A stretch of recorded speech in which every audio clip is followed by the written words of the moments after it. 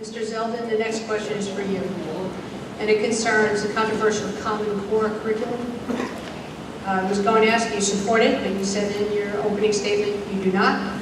I'd like to hear your reasons in detail why not, and what role should Congress take to reform it or change it?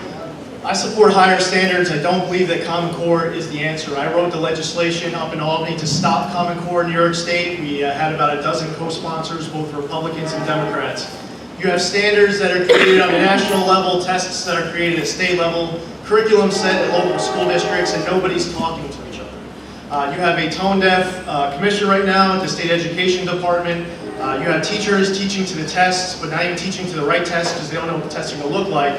The state education department isn't putting stuff out. These standards that are national are not age appropriate. If you're a 6-year-old and you're in first grade English language arts, early world civilizations, you're learning about ancient world Mesopotamia and the strategic advantage of the Tigris and Euphrates River with regards to the development of the city of Babylon. Great lessons, but I would say maybe not for a 6-year-old. We also have special ed students who are taking tests. They are being set up to fail. If you're 10 years old, but you are at a 2nd grade reading level, to be forced to take a 5th grade test is wrong. We are throwing our kids into the deep end without a life jacket, and it's a bad idea. Now, Congress helped provide hundreds of millions of dollars to help fund the consortiums to launch this. The incumbent and other congressmen from throughout New York State all signed as part of New York State's waiver to implement Common Core, because Common Core would not have been implemented on its own on its merits. Instead, you have to dangle carrots. The federal government has to give the states money. There were states signing on to the Common Core standards before there were even Common Core standards. The federal government has played a huge role in this. The state has played a huge role in this. The implementation of it has been absolutely horrendous. But Congress needs to do more, because in many respects, many states are afraid to pull out of Common Core because they believe that the federal government is going to take away $700 million from New York State, which I believe is not true. But the federal government needs to reassure New York State that you can get out of Common Core. I believe in higher standards, but this is not the way to do it.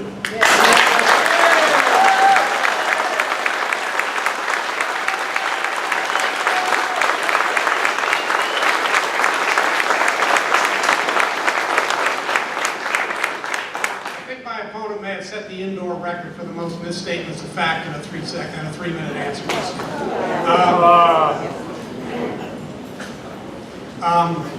Let me say a couple things. First, if there's anything that can make the Affordable Care Act rollout look good, it's Common Core rollout in the state of New York.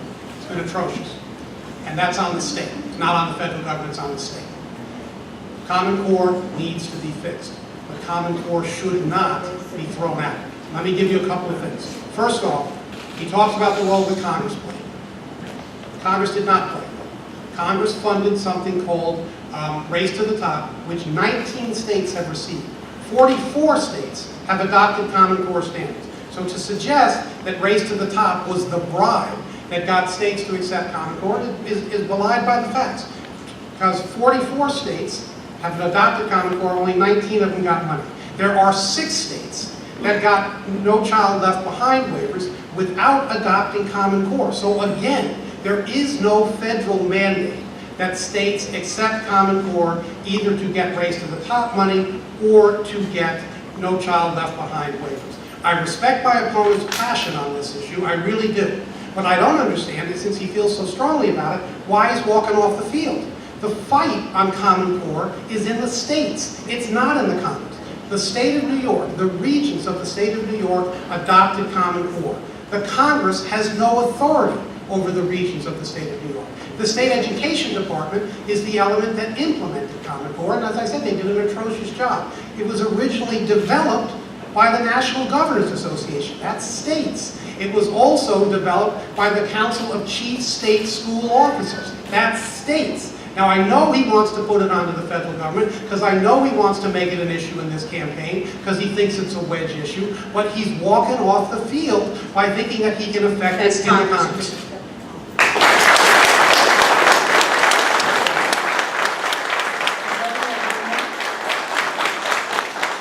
With all due respect, if I I ever come up here to suggest that anything that the incumbent says being filled with misstatements, I promise you I will explain what all those misstatements are. I know for a fact, being up in Albany, that there are people who do not support Common Core, who are concerned that the federal government is going to take away $700 million from the state of New York. And it's in print, you know, media has spoken about it in their coverage of it. The Congress has played a role. You personally signed the letter for New York State to be able to get the money in return for implementing Common Core. You're saying that Congress has no role, the federal government has no role. You personally signed the application.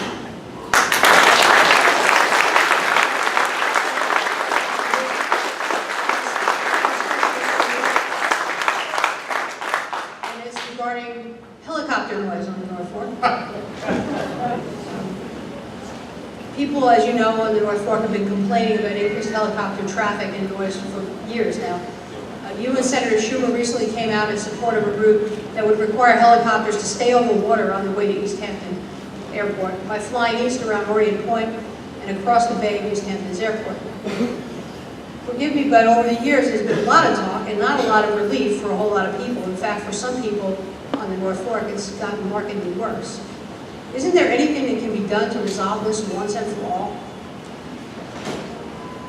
I'm just going to follow up on something that was just said. I signed a letter along with every other member of Congress in New York State, every Republican, every Democrat, at the request of the governor to support the Race to the Top application. There were 95 letters submitted for support of Race to the Top application. So the support that I suggest... I would just ask that, Mr. Bishop, that you respond to the question. I will respond to the helicopter question. Senator Schumer and I have been working on this for a long time. We first tried to get the helicopter pilots to follow a route voluntarily. Some did, some didn't. At the time that we did that, the FAA did not regulate helicopter traffic. Senator Schumer and I stayed on it. We pressed the FAA, and they took the position that they could regulate helicopter traffic. We actually found a provision in the FAA regulations that gave them that authority. So we asked them to put in place what's called the northern route that would bring traffic a mile offshore along the North Shore, have them routed around Orient Point and then come to East Hampton that way so that they would stay over water for the greatest extent possible. They put in place a North Shore route that didn't include the route around Northport, and they allowed the pilots to transition off their flight path at their discretion. And what they primarily do is they use the Mattatuck Inlet as a visual marker, and so they transition over there.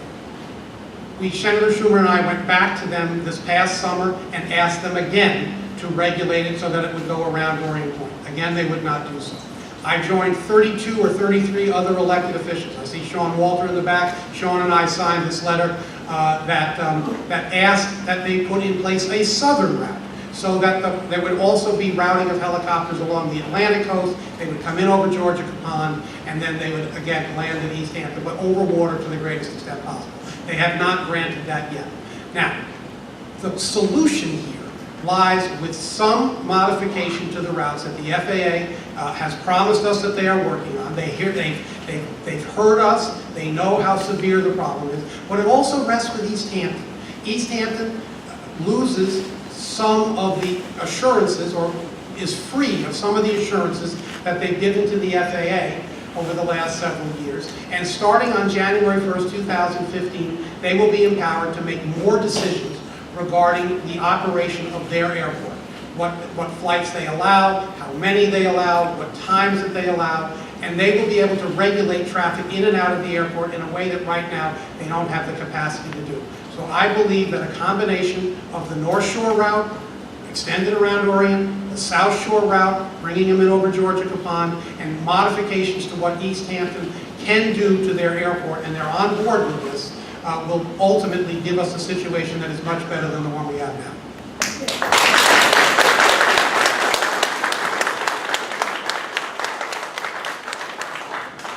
So there is an FAA loophole that allows helicopter pilots to fly over land as opposed to going around land. The answer is to close the loophole. That's it. my pet peeves about people when they're running for office is that they come before you, they tell you that if I'm elected, this is what I will do. And then they come back 2 years later with their best excuse as to why nothing got done, but they say, if you elect me again, you give me another 2 years, I'll get it done next time. This is an issue that gets worse and worse and worse every single year, every term that the incumbent has been in office. The FAA is allowing these pilots to cross over land, close the loophole. There's a need for our district to have new leadership and a stronger voice representing us. Whether it is the issue of helicopter noise, or the fact that everyone else seems to be getting their Sandy recovery money for their barrier beaches, except for the Fire Island to Montauk Point plan, and the $700 million that folks are waiting for the first dime to show up. There are so many issues, local important issues, like studying coastal erosion issues, for example, on the North Fork, and why the study, when we were here 6 years ago running against each other, a study was released, and now the scope is greatly reduced. So the answer is very simple. Close the loophole. Amen.